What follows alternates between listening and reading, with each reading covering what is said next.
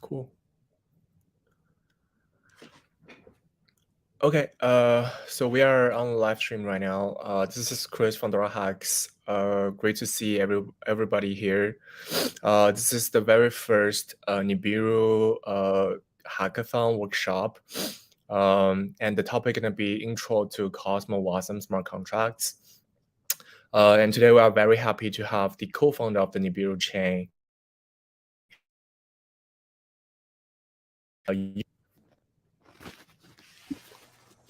Hello. Sorry, I think my internet got a little bit disconnected. Yeah. But yeah, welcome Unique to join today's workshop as a speaker.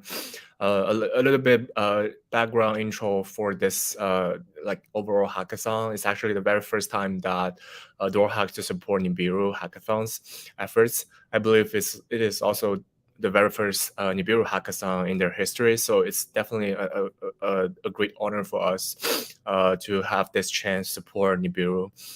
And this hackathon have 5 tracks, which are expansion of existing products, data analytics and user dashboards, community and user experience, new products and dApps, and Flex category. So far, we have already received 23 project submissions, and there are also like 40 days left. So if you guys are any of the developers that is listening this workshop are interested to join this hackathon, please feel free to join the DoraHacks platform. There is a very decent prize pool for developers to be winned. Yeah. No more sharing for the hackathon. Let's welcome Unique to actually start the main topic for this workshop. Unique, feel free to start. Hello. So what I figured would be pretty cool to do today is we'll actually do like a walkthrough of the implementation of a like simpler contract. So instead of doing like one of the standard ones, what I figured is I'll try to live code a text-based game where you have like a little hero and he attacks an enemy. So we'll try to do that as a CosmWasm smart contract. And then what we'll do is I'll upload that into a repo sometime later on today, and then people could follow along with the video if they want to try it. But yeah, so I'll go a little bit faster pace today to try to finish the implementation. But since it's recorded, people can follow after. But yeah, so I'll start from scratch, explain what I'm doing, and try to code a text-based game in a CosmWasm smart contract. Yeah, are you going to share the screen? Yep. So cool.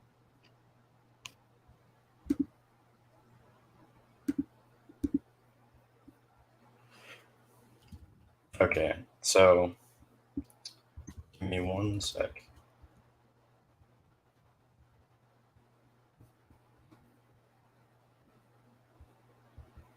All right, cheating a little bit. First, is this like big enough, or should I zoom in? Yeah, I think it would be great if you can zoom a little bit up. Okay. Yeah. So, okay, cool. So I'm cheating a little bit. I made a template repo from, it's based off of the CW Plus one. So first, let's just give a little background. CosmWasm is the smart contracting framework for Cosmos chains. So what you can do is write contracts in Rust that compile down to WASM. And if you import the X module from like WASMD or write it yourself, you can basically put smart contracts up on the chain. And so on binaries that have it, you basically have, you can kind of think of it based on what you would see in the CLI. So if you go under the transaction command on Nibiru's case, it's Nibi is the binary. You notice that WASM is one of the modules, right? So there's a few things there. The main that you can kind of think of, main ones that you'd probably think of are store, which is for deploying contracts, then execute, which is for sending transactions against them once they're already instantiated, and then instantiate for, so basically you deploy it, then you make an instance of it with instantiate, and then you can send transactions with execute. And then of course, there's a corresponding commands for queries under Nibiru query WASM. So the difference there is when you send a query message, you're not going to change the state of the blockchain. You're just going to read from it. If you send a transaction, you'll actually influence stateful changes. So that's important to keep in mind. So just like how you write a contract is, well, there are more entry points, but the three kind of main ones are that you need to define, deploying, instantiating, and then executing. So I'm going to walk through doing that. So first, it's kind of like the problem statement. I'm going to try to make, let's say, like a hero and an enemy, and the hero can like attack the enemy with a transaction, and I don't know, it's like based on an attack stat. And then let's make it like the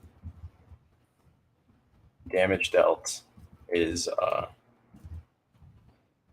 RuneScape rules. So you have like a random chance of hitting up to a certain number, we'll say. That you shouldn't normally use random numbers in a contract, but this is just like a kind of a tutorial. So we'll break the rules a little bit. So this is kind of like the problem statement. And then I guess this is more thinking in terms of like the execute. So it's good to kind of plan out what would you maybe need in state before doing something like this. So I probably need to define like the hero and enemy as something. Then there should probably be a way to store like stats for the hero if they have like attack and everything, and then like health, or they probably need to have health or HP that goes down when you're going through this, right? And then for queries, we would probably just make it that however the hero and enemy are described, we'll just make a query so that you can grab those. So usually the first place to start is typically people divide things into, I think I actually kept these files. Let's see if there's, okay, yeah. So typically people split them up between like messages or message.rs, state, and contract. And people like to write the actual business logic inside of contract.rs, the message definitions for the different entry points inside of messages, and then the actual data structures for the state inside of state. So I think in our case,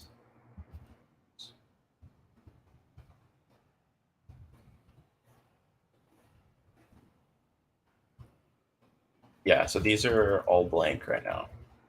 Oh, okay, so we have lib. So I usually like to start with messages and state, so I can kind of plan out what I'm doing. I think usually the good point is just to start with state, because that's what you're going to store on the chain, and then go from there to actually write the business logic building up from the data structures. So I guess I'll jump into that. Let's go one more up.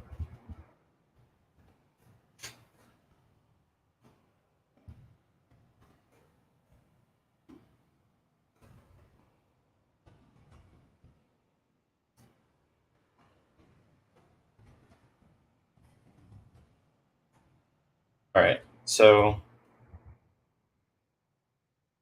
oh wait, I should probably go to state actually. So, okay.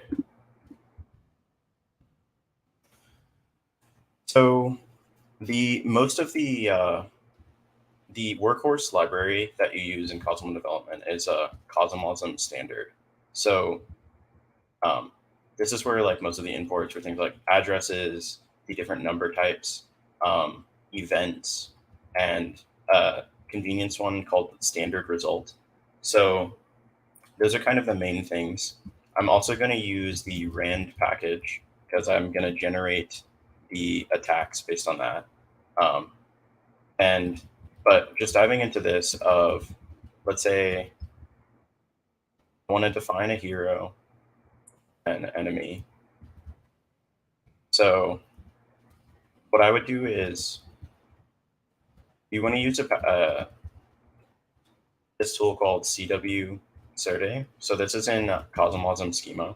So what happens is when you define CosmWasm messages, they have to be formatted in, well, when the chain sees them as a custom message, they're going to come in as a raw JSON payload. So if you put this on top of your struct, it basically does snake casing and adds a bunch of traits for like copying and other things that you'll need on the struct for the contract to compile. So usually you'll put that on each thing. So we could call this like a living unit or something, or player unit. Okay. So let's see. So let's say that the enemy has, they have health. I don't know. I'll just put it as UN64. The reason I'm using like, I found that it's usually better to use the CosmWasm types rather than the ones native to Rust. If there is a corresponding one that you can use, probably put attack as their attack stat just to keep it simple. And then I doubt I would have time to implement it, but those as well. So then the other thing would be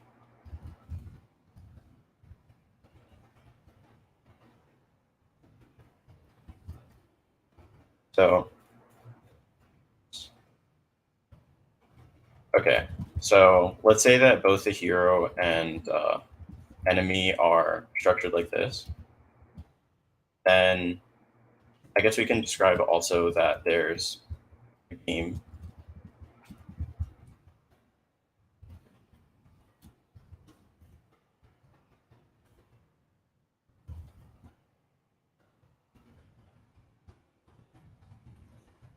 that has both of them, and then they'll both be player units.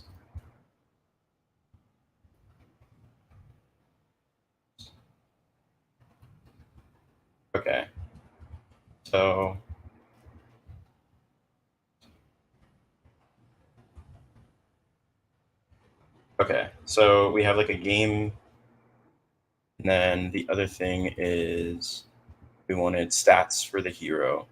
Unit should have health or HP. Okay, so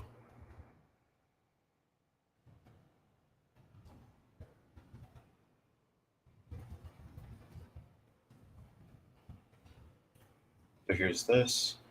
And then I'd imagine it'll be similar to this one, but we maybe want to have it as the other one is current health and this one's max. And then maybe we'd want to know their name. So we'll keep the address of who it is. And then what else? Attack, XP level. Yeah, okay, so this seems to make sense. So what I'll probably do is from here, we can actually use these to build up the messages. Oh, the next thing I think that's also pretty important to touch on here is like how you actually define storage. I would highly recommend using CosmWasm Storage Plus or CW Storage Plus. So in my case, usually the workhorse data structure is you'll use as like a map. I'm going to use map and item. So map is just like it sounds. It's basically a key value store to whichever type you specify. And the item is just a single struct of a certain type. So what I kind of imagine is for the games, we would make a map where you pass in the address of the player that's in the game. And so all this syntax means is we're defining a map whose key is games for the contract, and then you key into it with strings, right? And then those would be the address of the player. Then I have to put a stat somewhere, so I'll put those as one as well, and that'll be unit stats type. And then this one I'll make, because I'm going to use randomness. Try to make it a little more deterministic. You should definitely not use rand in an actual contract, but yeah, it's just for the example. So I think it'll still compile like that. So all right, so these are so when you use CosmWasm Storage Plus, you get a lot of convenience methods built in. So you don't actually have to write things you don't have to write a message to like read and write to the state. It comes built into this type now. Okay, so that should be good. All right, so now we have like data structures that we can use in other code, and then stores that we can access on the chain. So I'll go into probably the message definitions.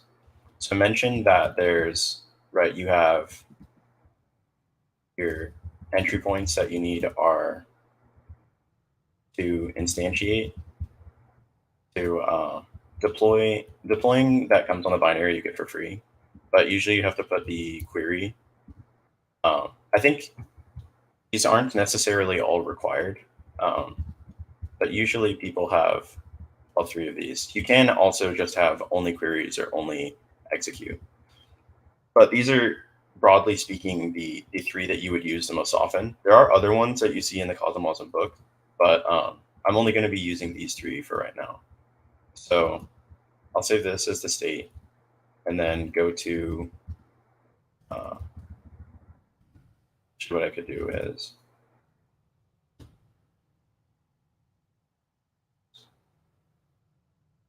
keep that here and open another one so we can jump between them. I think it's 1 second.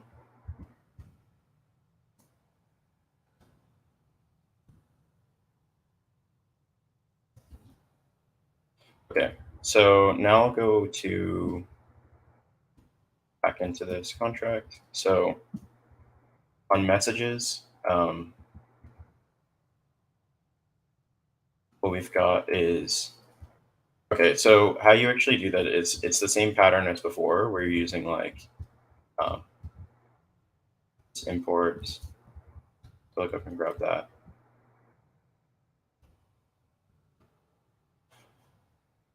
So these are also you can make it that, or excuse me, you actually put an enum, not a struct. So I think so usually what you would do is put execute message, and then in my case, I think I said let's add like attack, and then I don't know, keep it simple. So maybe one for creating a game. It doesn't necessarily have to make total sense for something we do in 1 hour. And then for queries, I would imagine that we'll have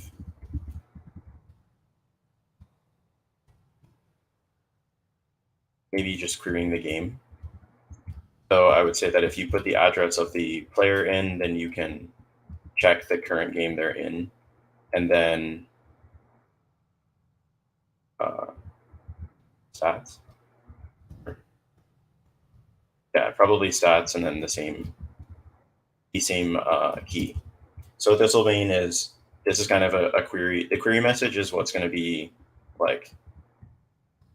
This is for the output type of the query entry point. And then this is for the output type of the execute entry point. So when we actually define those handlers, we have to return them based on these enums. And then, yeah, that's probably it for now. I guess for instantiating, we'll do this. Let's see. So we will want to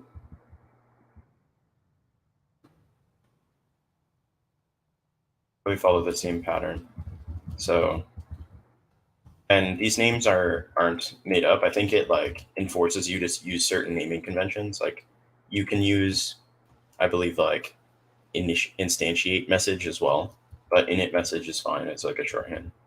I'm going to make it that the seed is actually an argument to instantiate.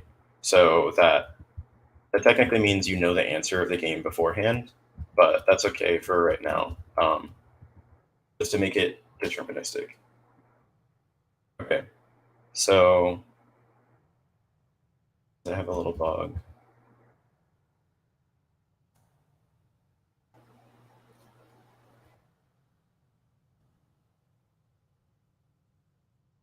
Not sure what that is, but I also need uint64.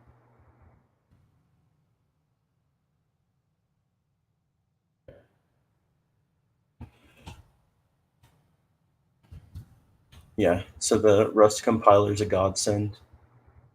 I think it's supposed to be a struct. Okay. So the okay, so then these are the messages that we'll use to define each entry point. So most of it from this point on would be actually defining the logic that like lets the player attack or lets you write a query. And then if we have time, I'll also go into a little bit on how to unit test against these against the different types. Okay, so the easiest one is actually the instantiate. So I'll put that over here. Maybe I should save these. Okay,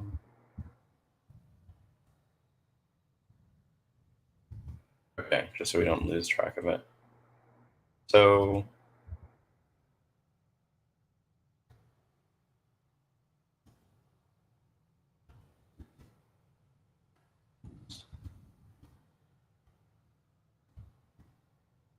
okay, so this is contracts.rs, blank right now.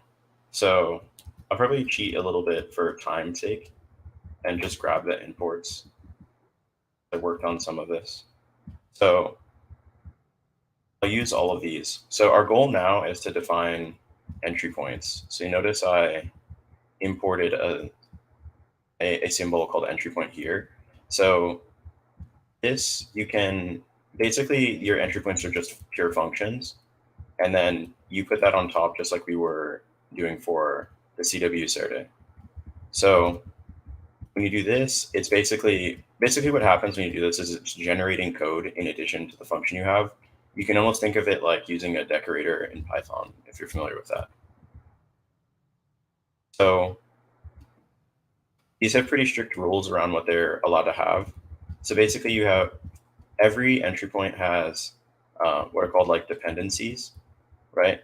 So there's two different types of this. There's the mutable kind, which you use for execute and instantiate, and then immutable for queries, right? The message is the init message that we defined in the other file. And then you also have two other things, is that you need an environment and what's called like message info. Basically what these have is, if you're familiar with working in the SDK, you have a context object, which has the block number, like header height, a lot of information about like the Tendermint stack. So what you have in all of these functions is you can access the same info, but they have different names. Is kind of how I think of it. So this is just env, and of course these are all imported from the CosmWasm library. and then output type for this is response. So response is basically in the you're allowed to say, after this message executes, I would like to send other messages and see and kind of chain things together, and they'll be atomic. So both the execute entry point and instantiate return these responses, and that's where you would put events that you would see inside the block and the transactions. So typically, I like to start like from the outside of these functions. So now it's at least correct from a type perspective. So what we were going to do is take the random seed that they put on the init message. So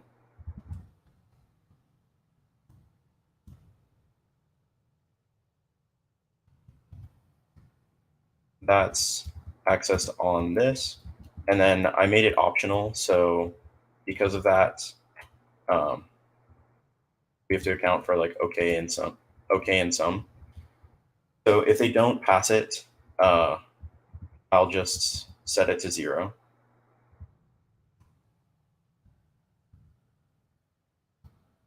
And then if they do, we'll make it from, I guess we just use the argument. So it'd be just spit it back out if they give us one. And then, so that one's done. Oh, and then of course I have to actually save it into state.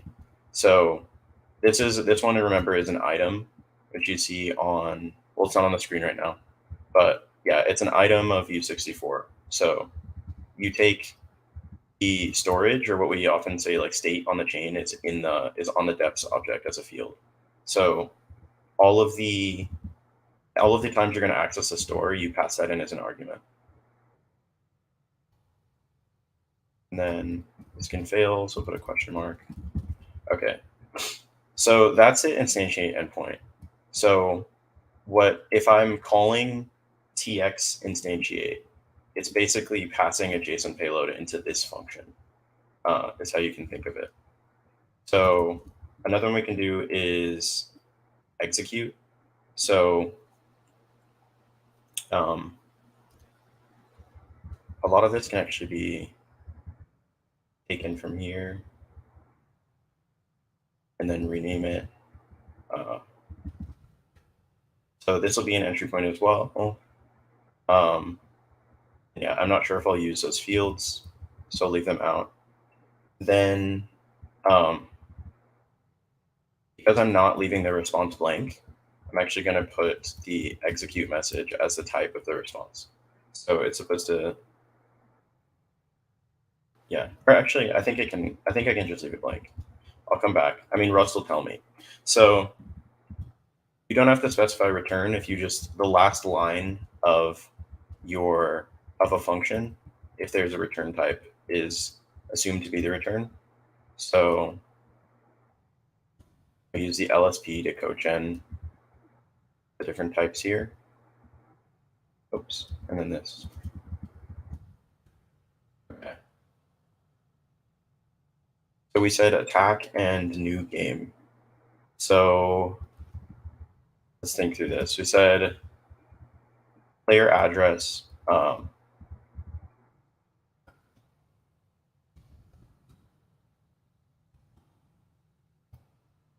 I have mine hidden.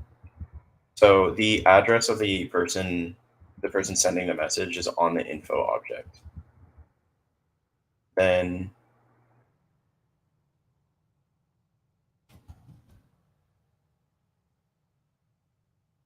okay. Oh, and then this doesn't need to be a to-do because I'm filling it in. Okay, sorry about that. Okay, so I take the player's address, and then I should probably just load the game that they're currently in.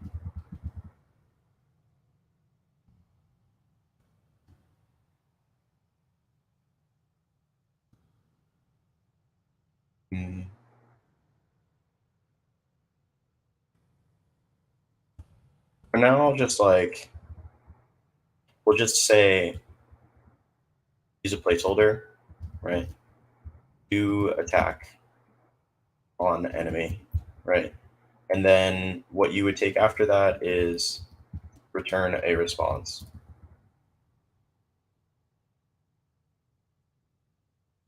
Because it's not as important for you guys to see just typing the business logic. So how this is shaped is you put in so this is if I want to add attributes to the response. So attributes is referring to the key value pairs that build events. So in this case, we'll say that we have like an action that was attack. And then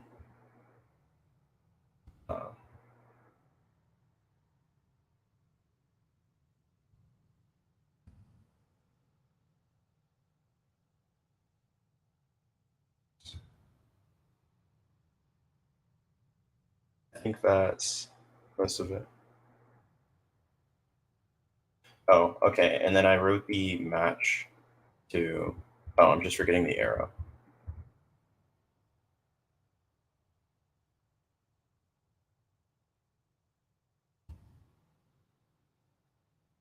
Okay, cool.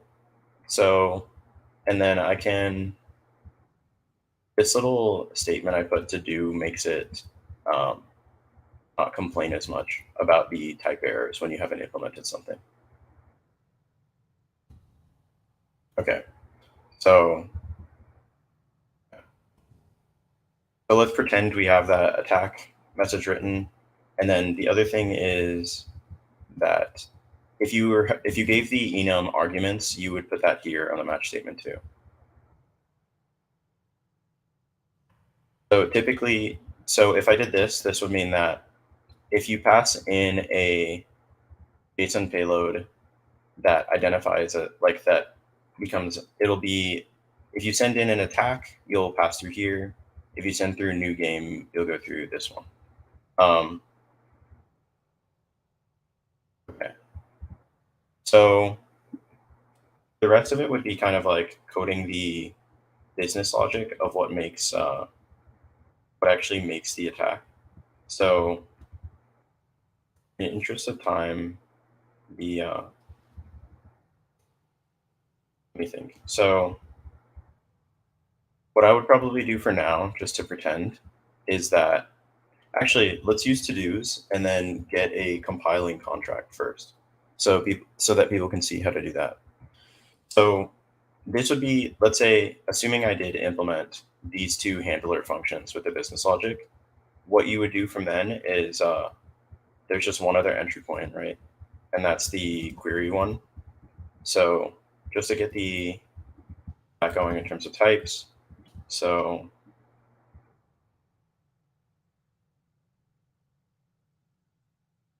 it should be pretty short. So it should take like very similar arguments, but slightly different names. And then the key difference for query is that it's not mutable when you get the dependencies. Yeah, and then we don't get info either. And then that would be defined by the enum we wrote on the left there. And then these, typically you'll just write the output type as binary. So writing it is like, so it should be kind of the same pattern as before.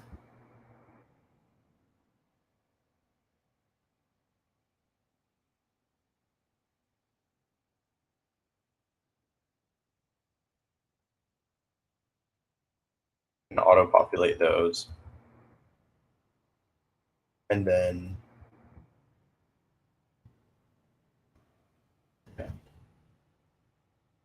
okay, so it's almost there, except that this needs to actually go through these, because these ones are pretty easy to do. So one is it needs to be binary. So this data, say, what is that shapes like that you actually put as a data? For queries, it's less restrictive, but it should also follow that CW insert restriction. Like it has to be compatible with this macro. So what you can do is, well, let's think. This one is a query for game. So in reality, all I wanted to do was access the game store to do game storage. The hero is the argument.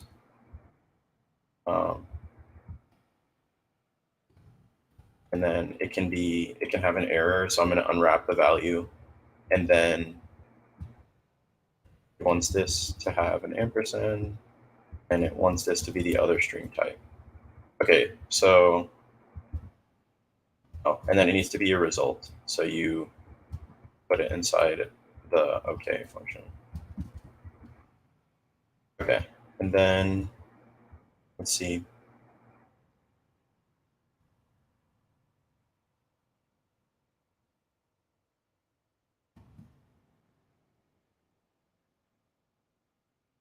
Oh, question mark, because it couldn't. That one can error. Okay, so similar thing here. So it looks like we would go OK of 2 binary.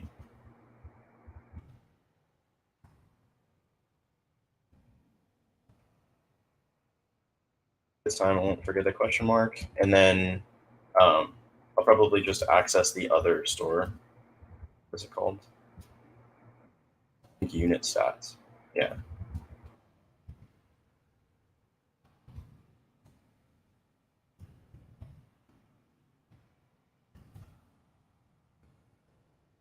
Okay.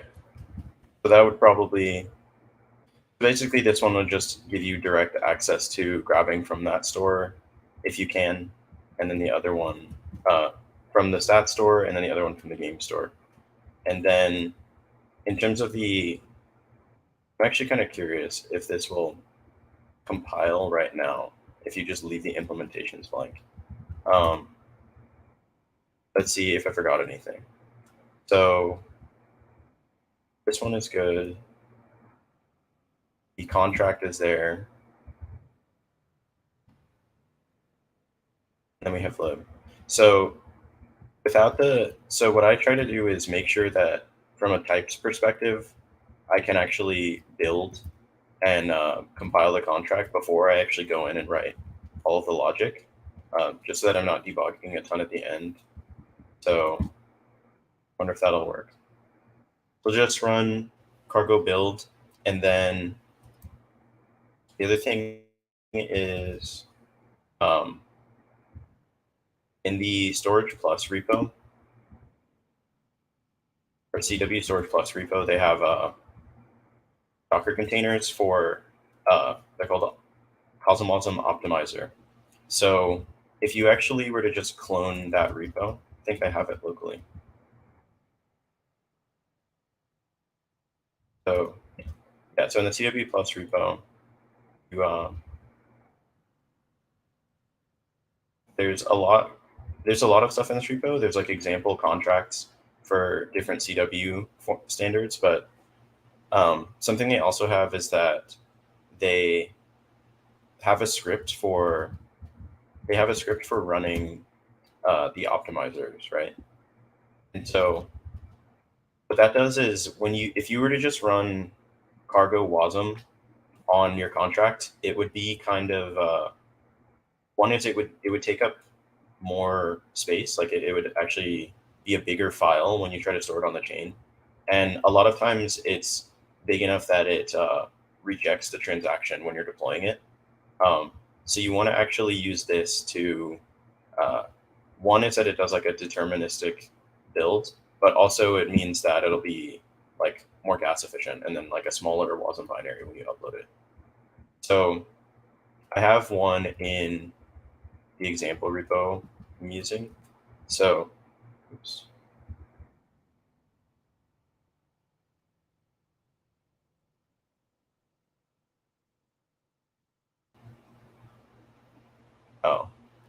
So there's one type I forgot to define, which was an output type. Technically, I'm not using it, but.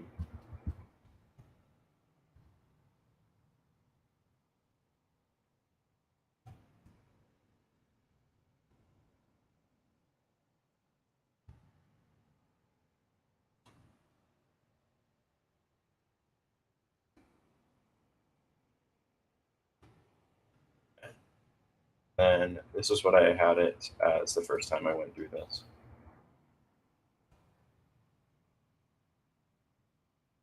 Then in this example repo, for people following along afterward, I actually put, although we're not using JavaScript, a placeholder thing with a bunch of convenience commands to kind of use as a little like makeshift makefile.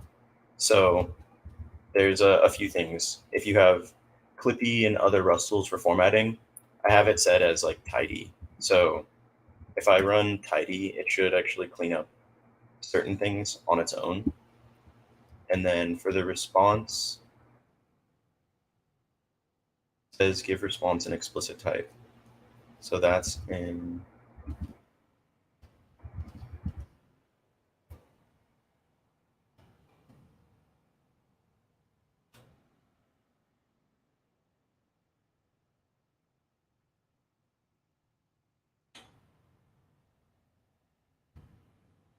so I think what you normally have to do is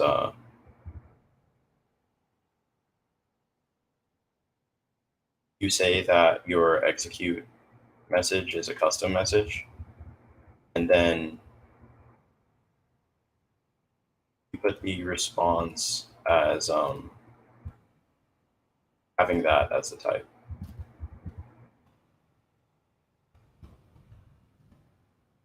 If I recall correctly. Yeah, so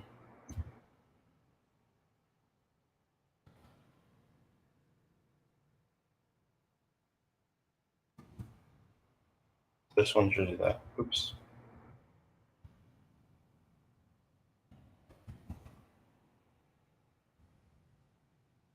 And this needs to be imported.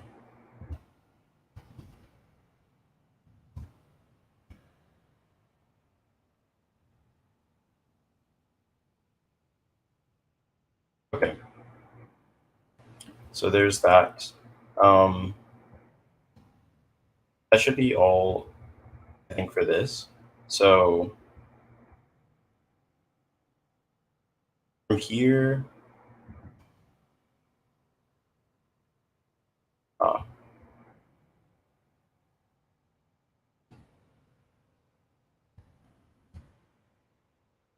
about that.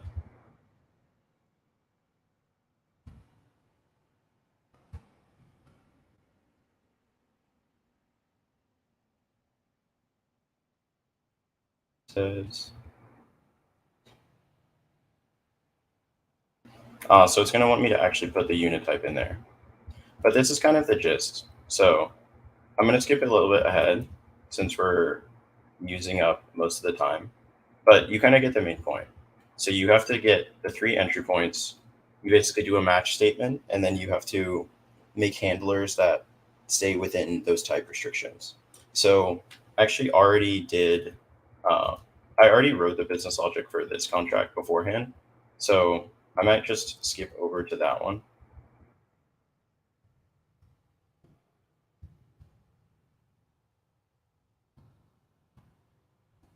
So if I go into here, you'll kind of see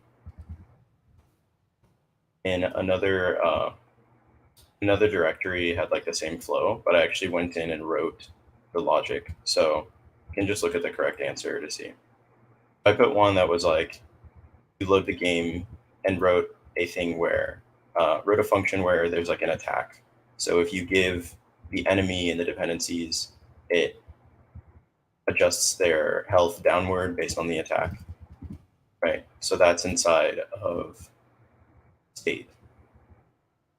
I wrote them like this. So it follows what you would expect from like, regular video game. So you're subtracting out the health based on whatever the damage is that you're supposed to deal. And then I have it that it's kind of based on a random generation for where the damage comes from. So take the seed, generate a number, and then I made there's like a probability to miss so that it would be similar to RuneScape. Okay, so with those there, the last step you would normally do is in that CW plus repo, if you run the script as given, which I have that bound under yarn wasm, you can just compile everything that's in the repo all together. So in our case, I called it simple text game. That compiled binary would be what you use to run NibTX wasm store. So just going through some of these, I think this is also a good time to highlight. We have a CW Nibiru repo that has like a lot of example contracts that you can use as well. So some of these that you might also find helpful to look through are one that is like, let's say bindings perp.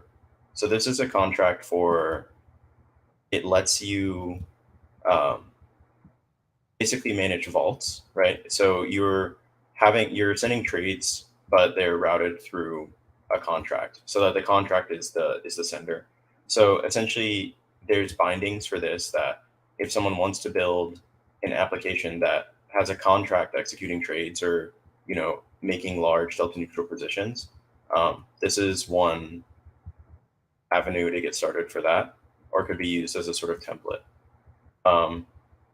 There's another one, we have two, right? A lockup one for basically locking up LP tokens.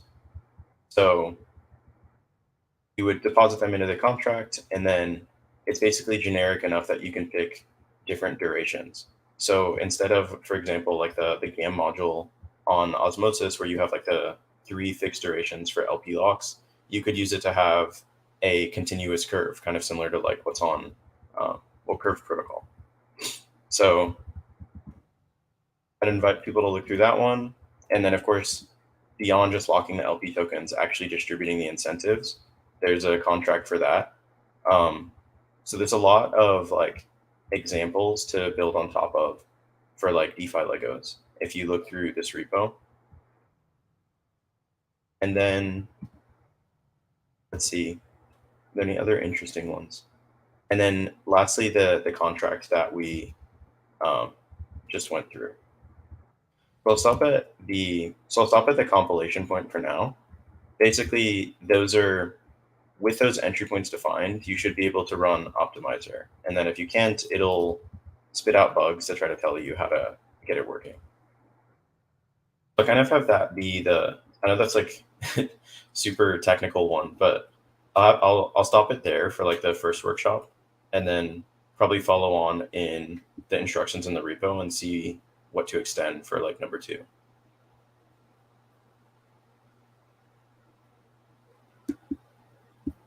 Cool.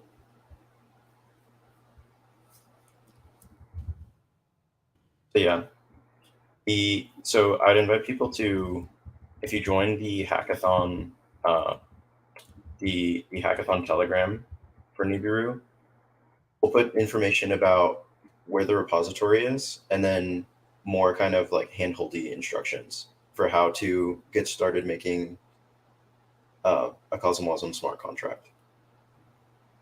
And of course, also in the CW Plus repo, there are simpler ones like the fungible token and one for managing multi-sigs and stuff. Cool. So that's probably all for right now.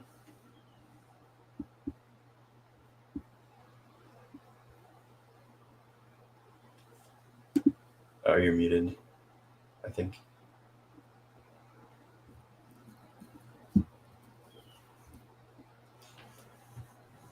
Awesome. Yeah, thank you very much, Unique, for this detailed introduction and this very unique workshop. I believe it's definitely very helpful for all of the developers to better understand about CosmWasm and also Nibiru in general.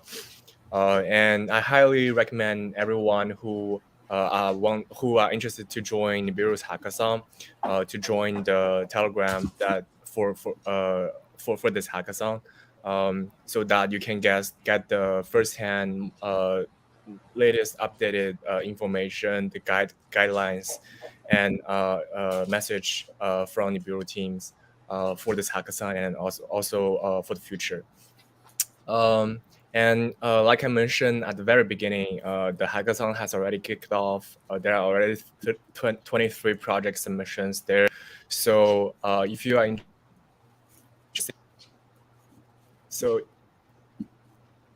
if you are interested, if you want to join a hackathon, if you want to win some juicy prize from the prize pool, please feel free to join that. Don't wait until the last days, so that you can outstanding from others. Yeah. I believe that'll be all as well. Definitely appreciate Unix for your time and your this very well prepared workshop for everyone. Thank you very much, Unix. Yep, no problem. Thanks. Thanks, everyone. Bye. Bye.